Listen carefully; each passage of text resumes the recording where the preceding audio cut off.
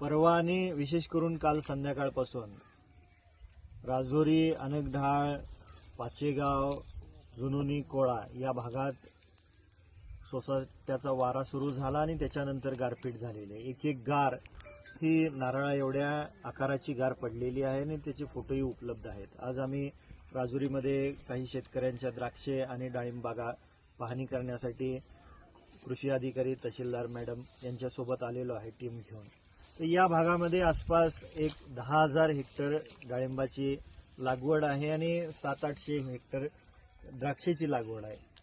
पैशाच्या स्वरूपात पाहायचं म्हणलं तर जवळजवळ 2-2.5 हजार कोटीचं नुकसान या भागातल्या शेतकऱ्यांचं झालेलं आहे। मागच्या वेळेस अतिवृष्टी झाली त्यावेळेसही जून-जुलैच्या आसपास ज्या फळबागा धरल्या होत्या त्याचं नुकसान झालं आणि शेतकऱ्याच्या पदरात एकही रुपया मिळालेला नाही।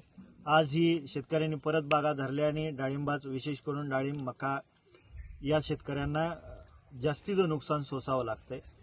निश्चितपणे कृषी मंत्री भरणे मामा आणि पालकमंत्री आणि फडणवीस साहेब मुख्यमंत्री साहेबांना आम्ही फोनवरून संपर्क केलेला आहे। साहेबांनी सांगितले पंचनामे करून घ्या आणि लवकरात लवकर या अवकाळी पावसाचे पैसे सरकार लवकरात लवकर देईल आणि त्या पद्धतीनं आम्ही सोमवारी अधिवेशनामध्ये मी स्वतः भांडून सरकारकडून पैसे या शेतकऱ्यांना मिळवण्यासाठी प्रयत्न करेन।